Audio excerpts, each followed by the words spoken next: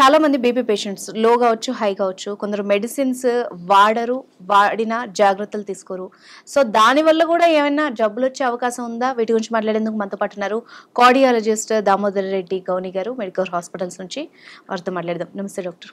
నమస్తే అండి. మెయిన్గా బీపీ పేషెంట్స్ సార్, బీపీ మందులు మర్చిపోతూ ఉంటారు కొంతమంది పెద్దవాళ్ళలో, లేదా అసలు వాడరు, light తీసుకుంటుంటారు.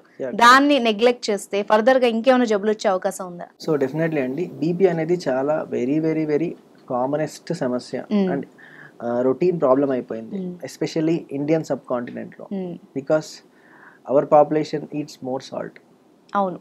So salt is a poison for BP patients, indirectly saying, because definitely salt intake increases the blood pressure.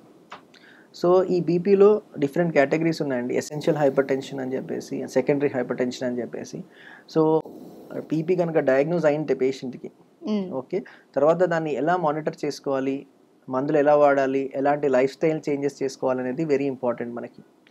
So ఈ పేషెంట్స్ డెఫినెట్గా డాక్టర్ని సంప్రదించి అడిక్వేట్ డోసెస్ ఆఫ్ ట్యాబ్లెట్స్ తీసుకోవాలి. అండ్ అది ఇనిషియల్గా ఒకవేళ it was a newly diagnose hyper tension అయితే, అంటే కొత్తగా ఇప్పుడే తెలిసింది, అంటే స్క్రీనింగ్ అయి ఉండొచ్చు, పేషెంట్కి ఏదైనా సిమ్టమ్స్ అయి ఉండొచ్చు, లైక్ తలనొప్పి, హై బీపీ ఉన్నప్పుడు తలనొప్పి రావచ్చు, okay, or they may present with vomitings or some kind of uneasiness high బీపీతో. So it is newly diagnosed అయితే మనం రొటీన్గా గుండె పరీక్షలు అండ్ కిడ్నీ రిలేటెడ్ పరీక్షలు చేస్తాం, ఓకే. సో ఎస్పెషల్లీ కిడ్నీ సంబంధించిన క్రియాటిన్ అనే రొటీన్ చెకప్, అల్ట్రాసౌండ్ చేస్తాము, అండ్ గుండె సంబంధించిన ECG 2D echo base line చేస్తాము. దాంతోపాటు రెటినల్ ఎగ్జామినేషన్, అంటే కంటి నరం పైన బీపీ వల్ల నరం దెబ్బతినే అవకాశం ఉంది. సో రెటినా కూడా చెక్ చేసుకుంటాము. అండ్ ఏజ్ ప్రకారం if it is like more than 40 years అయితే age related essential hypertension అంటాము, or primary hypertension. So వాళ్ళలో సెకండరీ హైపర్ టెన్షన్ జనరల్గా మనము సస్పెక్ట్ చేయము. కానీ young age, like I'm seeing patients with 20-25 years patient presenting with high BP.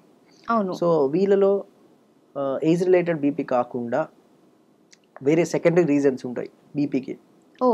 So like most common thing is kidney related issues. Okay. So kidney ఏమైనా దెబ్బతినిందా, okay, kidney దెబ్బతిన్నప్పుడు high బీపీలో present అవ్వచ్చు. And కిడ్నీకి సంబంధించిన రీనోవాస్కులర్ hyper tension అంటారు, kidney సంబంధించిన రక్తనాళాలు ఏమైనా పూడికలు ఉన్నాయా. And next investigations is ఏమన్నా hormonal సమస్యలు ఉన్నాయి, ఎస్పెషలీ లో అండ్ హై థైరాయిడ్, ఓకే, వీళ్ళు కూడా బీపీతో ప్రజెంట్ అవుతుంటారు. And adrenal gland related problems, like adrenal hormones ఎక్కువ తక్కువ ఉన్నా కూడా they present with high blood pressure, okay. దాంతోపాటు obstructive sleep apnoea and obesity. So కొంతమంది లావుగా ఉన్న వాళ్ళు అండ్ సన్నగా ఉన్న వాళ్ళు కూడా స్నోరింగ్ అనే జబ్బు, అబ్స్ట్రక్టివ్ స్లీప్ యాప్నియా ఉన్న పేషెంట్స్ కూడా, అంటే రాత్రి గురక జబ్బు ఎక్కువ వచ్చి కూడా సింపథెటిక్ యాక్టివిటీ ఓవర్ యాక్టివిటీ అయిపోయి కూడా బీపీతో ప్రజెంట్ అవ్వచ్చు.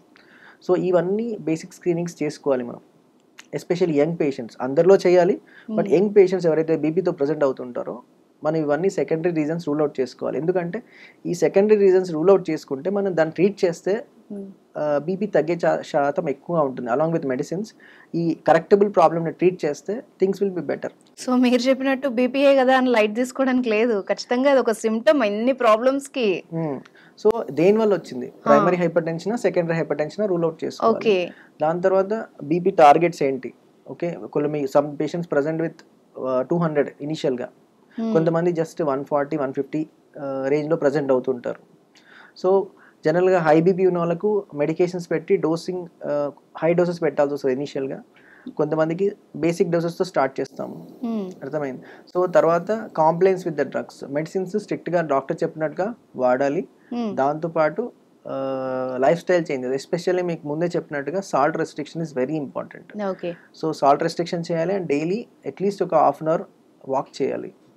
యాక్టివిటీ చేసినప్పుడు మన బాడీలోని పారాసింపథిక్ యాక్టివిటీ ఇవన్నీ బాగా పెరిగి మనకు బీపీ కంట్రోల్ చేసేదానికి హెల్ప్ అవుతుంది.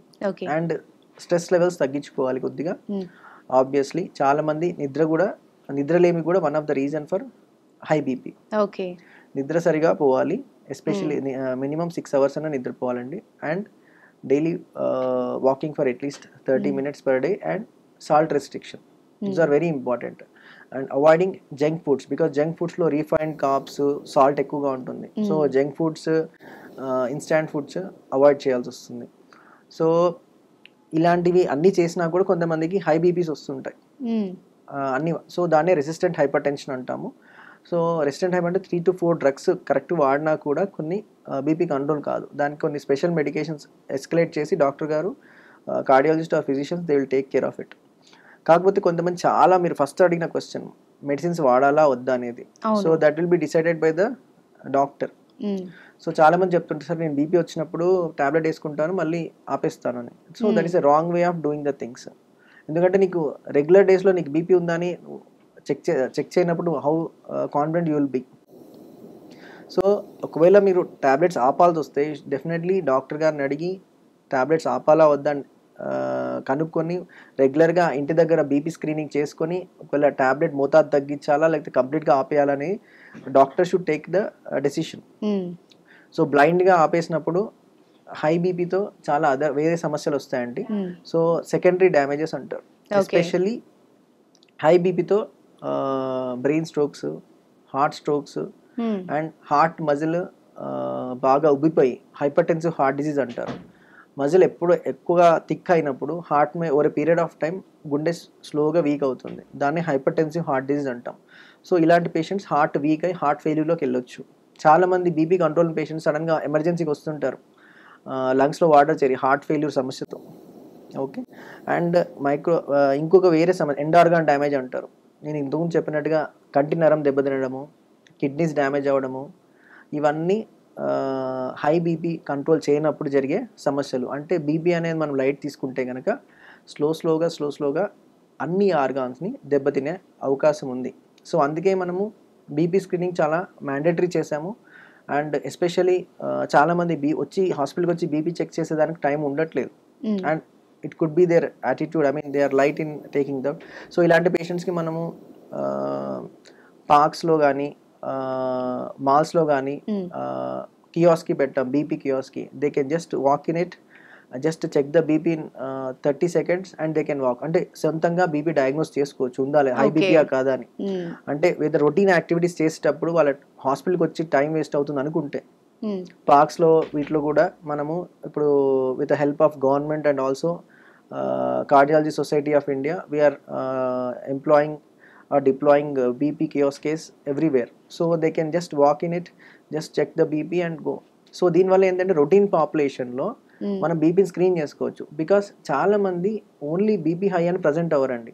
అవును, సెకండరీ డ్యామేజ్ అంటాం కదా, అంటే ఆల్రెడీ ఆర్గాన్ డ్యామేజ్ స్టేజ్లో కూడా వస్తుంటారు చాలా మంది. సో కొంతమంది patients, young patients or older patients brain స్ట్రోక్తో వస్తారు, బ్రెయిన్లో బ్లీడ్ అయి వస్తారు. వాళ్ళకి చూస్తే బీపీ హై ఉంటుంది. అదే ఆ పేషెంట్కి మనము ముందు కనుక బీపీ ఉందని స్క్రీన్ చేసి బీపీ కంట్రోల్ చేసేగలిగితే బ్రెయిన్ స్ట్రోక్ ప్రివెంట్ చేసేయగలిగాము. సో చాలా మంది బీపీ కంట్రోల్ చేయగలిగితే ప్రివెంటివ్ థింగ్ అంటే మనం బ్రెయిన్ స్ట్రోక్, హార్ట్ వీక్ అవ్వకుండా ఎండ్ ఆర్గాన్ డ్యామేజ్ ని మనం ప్రివెంట్ చేయొచ్చు.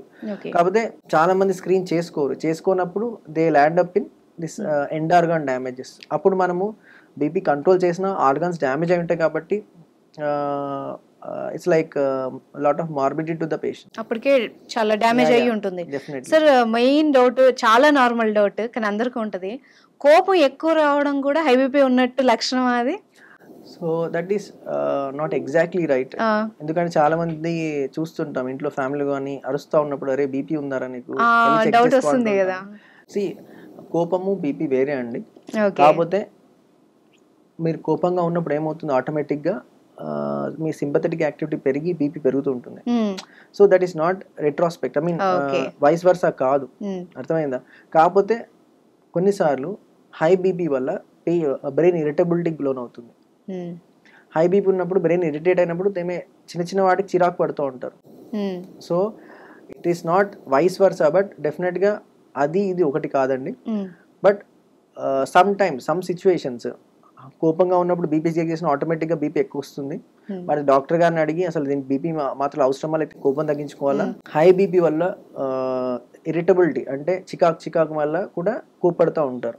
సో అది కన్సిస్టెంట్ గా రెగ్యులర్ గా వస్తుందంటే డెఫినెట్లీ స్క్రీనింగ్ చేయించుకుంటేనే better. Correct. So major damages అవ్వకుండా ఉండాలంటే ముందే చేసుకోవడం. కొంతమందికి తెలియదు, ఊరికే చికాకు పడుతుంటారు, వాళ్ళు కూడా తెలియదు, స్ట్రెస్ వల్ల అనుకుంటారు. బట్ చాలా మందికి చూసినప్పుడు బ్రెయిన్ రిలేటెడ్ సమస్యలు హై బీపీ వల్ల కూడా ఇలా చికాకు పడుతుండడం గమనిస్తుంటాం. సో మనము అట్లా కన్సిస్టెంట్గా గమనిస్తూ ఉండాలి. అండ్ అందుకే కదా స్క్రీనింగ్ సజెస్ట్ చేసేది మనం. Okay. So right, thank you very much doctor. Okay అండి, నమస్తే.